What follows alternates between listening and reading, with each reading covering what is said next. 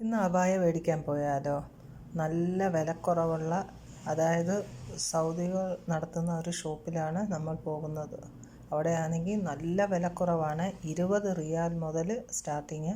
പിന്നെ ഉയർന്ന് നല്ല പൈസയുടെയും ഉണ്ട്. പക്ഷേ നല്ല ക്വാളിറ്റിയുള്ള തുണിയാണ്. നല്ല രസമാണ്. എല്ലാ കളർഫുള്ളായിട്ടുള്ള എല്ലാ സൈസ് പർദ്ദകളുണ്ട്. അതേപോലെ തന്നെ പല സൈസ് മോഡലായിട്ടുള്ളത്.